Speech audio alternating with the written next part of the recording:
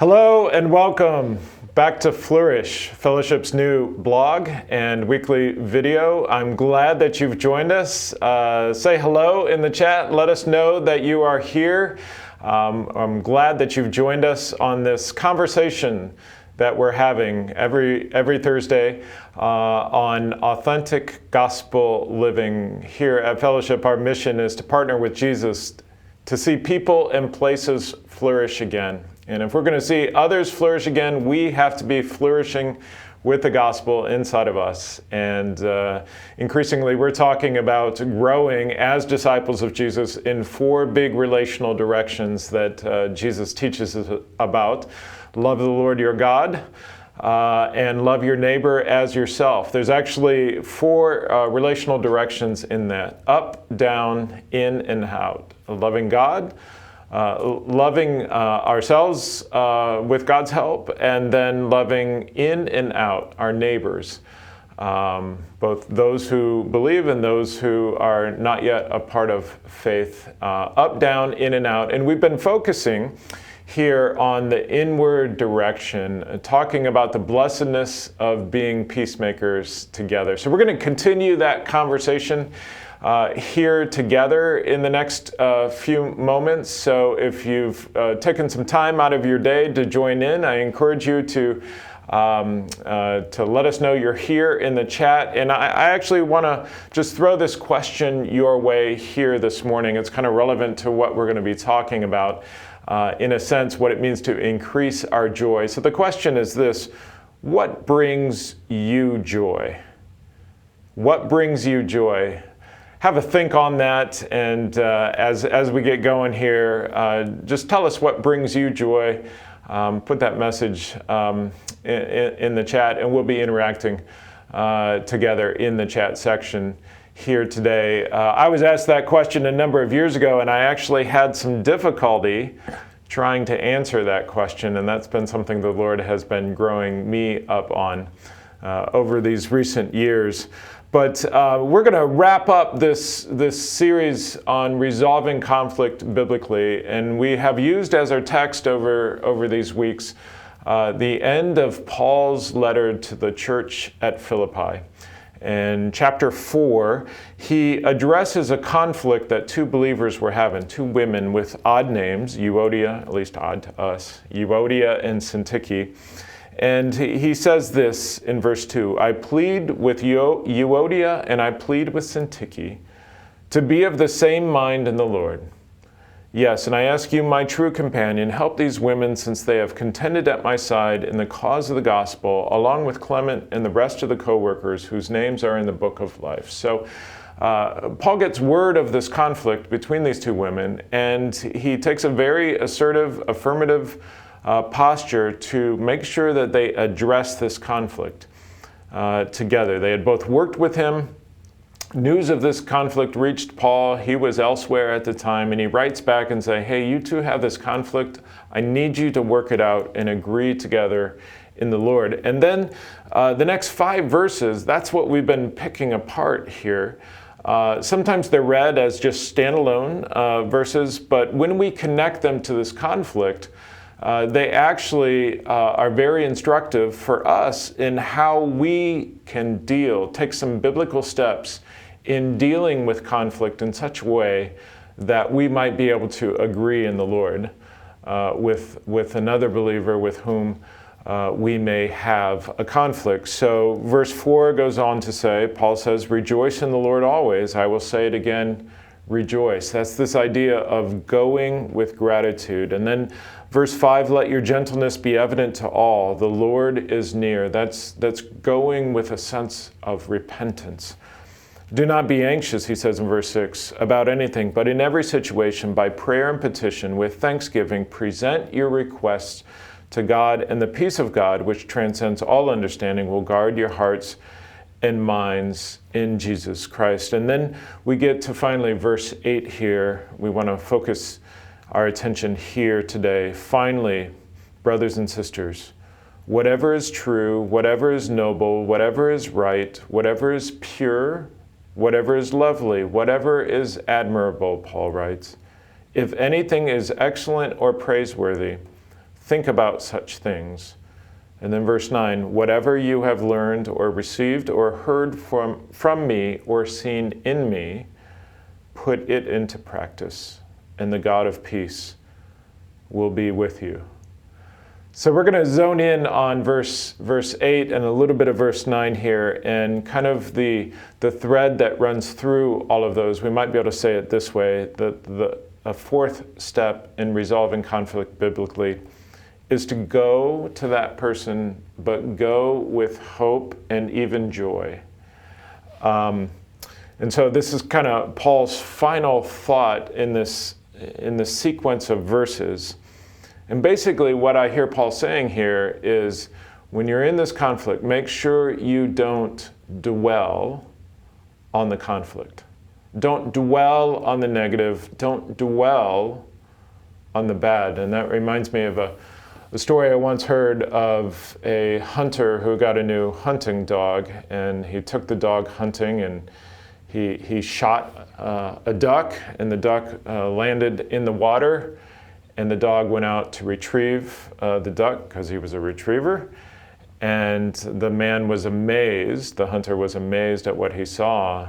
He actually watched the dog walk on water to go retrieve the duck. He couldn't believe his eyes, so he went and got his neighbor, who was a little bit of a pessimist to begin with. He got his neighbor and said, "Come over, you've got to see my dog in action." And so the hunter shot another duck, and it landed in the water, and they both watched the dog go retrieve the duck by walking on the water to the duck and walking on water back to them.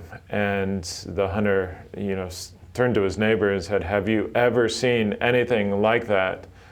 What do you think of my dog?" And his neighbor kind of rubbed his chin and said, "Well, it's a shame the dog can't swim, can he?" Sometimes it's easy to focus and dwell on the negative.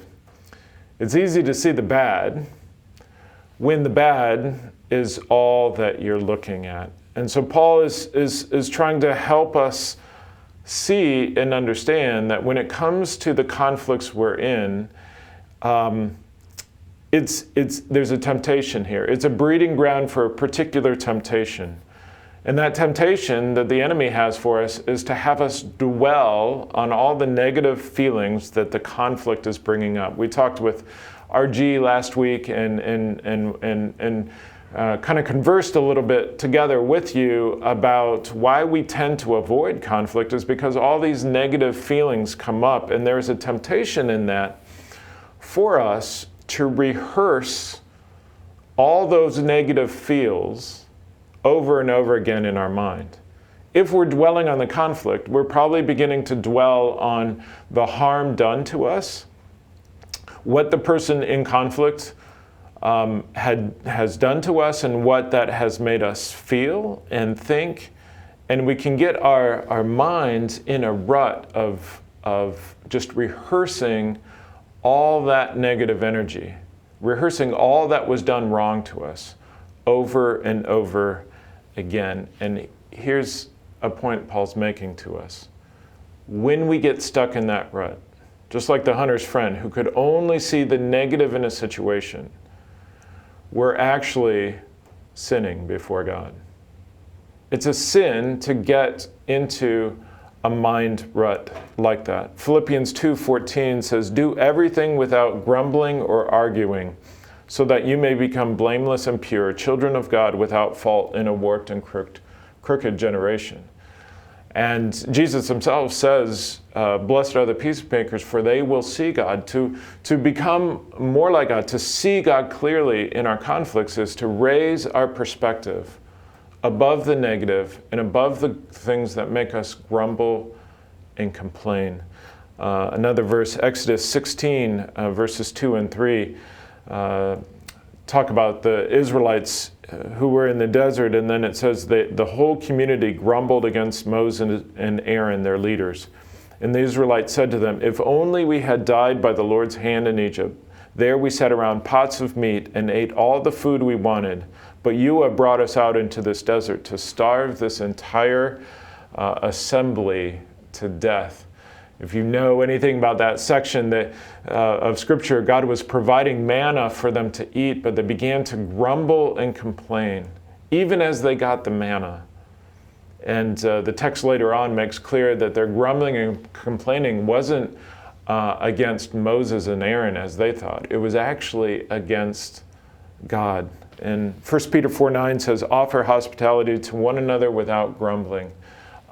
Take others' needs on board without grumbling and complaining. The whole idea here is when we get stuck in a negative pattern of thinking about the conflict and dwelling on the conflict, it will tempt us into the sin of grumbling and complaining, if only in our own spirits, if only in our own mind. And so that's why then Paul says it's critical that we fix our minds on something good, anything good, he says, whatever it is, whether it's noble or right or pure or lovely or admirable, anything is excellent or praiseworthy. Put your mind on these things. Don't dwell on the negative consequence of the conflict, or you will be pulled into sin. So, as we message one another about what brings us joy, when I ask that question, what brings us joy? Part of thinking about that is to elevate our thinking to things that are praiseworthy. So what brings you joy? For me, I have to be very intentional when it comes to the things that bring me joy. I'm learning to be very intentional with setting my mind and my heart on gratitude. What am I grateful for in this moment, in this day, in this past week? And instead of dwelling on things that didn't happen, I'm dwelling on the things that have happened. Oftentimes I bring home conflicts that happen in my work environment or just in a ministry setting, things that didn't go according to plan, or there's people don't like what I've done and decisions that I've made, and I come home and it's so easy for me to just start rehearsing that conflict with my wife Stephanie. But I'm learning slowly in fits and starts to transition that, to keep those, while I still have those conflicts, not to dwell on them. And so what I'm practicing doing is coming home and talking with Steph about what did go well today, and focused on those things that I'm grateful for that have happened, that have a way of bringing more joy or raising the joy level. And making sure that my focus is not on the problems, but on people, in this case, my wife, Stephanie. So how else might we practice this very kind of counterintuitive way of elevating our minds above the conflict we might be experiencing? Here's one idea. Take a passage like Ephesians 1, verses 3 through 10. It's quality stuff from Paul where he's just praising the Lord. You might try substituting the word you in the scriptural text with the name of somebody with whom you're in conflict. Put one of your antagonists' name in that section. And that's a way of generating a different perspective about the conflict and the person with whom you have a conflict. The goal here is to begin to perceive the person with whom you're in conflict from God's perspective instead of your own. And so that's why Paul says, think about praiseworthy and excellent things. Don't dwell on how they did you wrong, because that's going to lead to sin. It's a counterintuitive process. Like I said, it cuts against the grain of who we are and how we're often wired and maybe how we grow up. But that's why Paul says in verse 9 that we need examples to follow. We need to put into practice what we see somebody else doing so that we have a visual of what it could look like in our life. Paul writes in verse 9, whatever you have learned or received or heard from me or seen in me. I mean, he's very complete about this. Whatever you've seen me do or heard me say or seen in me, put it into practice, and the God of peace will be with you. I've often said in my experience of pursuing the Lord, and this has been true of my life as well, but I've seen it in others too, where you think somebody's mature until you have a falling out with them. Everybody's mature until you have a conflict with them. And our maturity is most seen in the way that we handle conflict and put into practice these things that Paul is teaching us here in Philippians chapter 4. So I would ask you, who do you look up to in your spiritual life? Who sets a good example for you as it relates to how they've dealt with conflict with you, or how you've seen them deal with conflict with others? These are the people we need to kind of attach ourselves to. And it's not a formal thing, but it is a personal thing. I think we need to mature and get to the point in our pursuit of authentic gospel living where when we have a conflict with somebody, we can go to somebody who's more mature and say, can you help walk with me through this conflict I have with this person? Not in a way of triangulating and gossip like we've talked about before, but say, will you pray for me in this?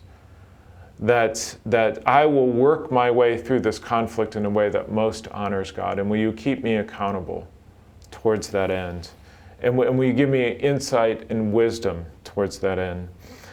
For some of us Nehemiah partners, which Rochelle Groneweg, who was here with us in our last episode, talked about the ministry of Nehemiah partners, and it can be a great first step to find a godly partner in working through conflict together, somebody who is gaining some maturity in this, somebody whose example might be helpful to your own, and they could be an advocate or an asset in resolving the conflict that you may be experiencing within your household or within your network of friends or within the fellowship family here at the church. So to recap here, over these last couple weeks, we've been looking at 4 steps which have kind of emerged out of Paul's teaching in Philippians 4. 4 steps to resolving conflict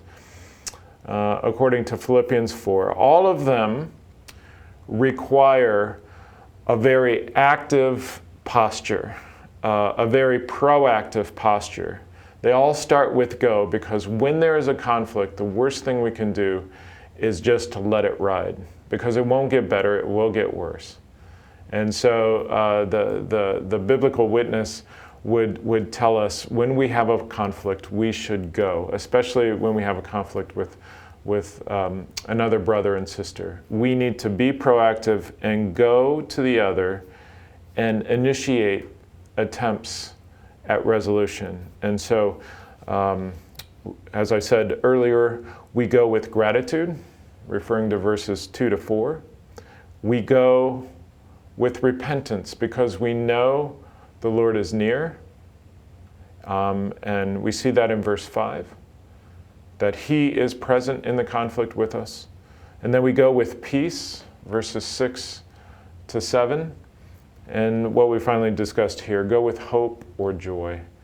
Hope and joy, verses 8 and 9 together. So if you find yourself in a conflict now, or you find yourself in a conflict tomorrow, I'd encourage you to go to Philippians 4 and just revisit these steps towards resolving conflict. And maybe in that way, you will find a path to be a peacemaker in the conflict you find yourself in.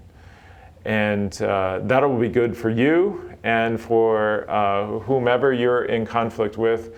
And if we're doing and practicing this sort of authentic gospel living with one another, that's going to be good for our fellowship family. Conflict is inevitable, even in a church family, even among believers, just as we see here in Philippians 4. But broken relationships are not inevitable. We can move towards greater levels of reconciliation with one another, and Christ expects us to do that. But we've got to employ biblical steps in order to achieve that sort of resolution. So may this encourage you today. Let's keep practicing this as we work out how to flourish in our life as disciples of Jesus, and when it comes to resolving conflict with either brothers or sisters or those outside the faith. We need to be leading the way and becoming good at resolving conflict biblically, even though it's very difficult to do. It's difficult to do well, but these steps give us a pathway to begin practicing resolving conflicts. So God bless you in your attempts to resolve conflict, and it's good to have spent this time together today, and I look forward to seeing you again next week when we've got a special feature coming up. More about that later.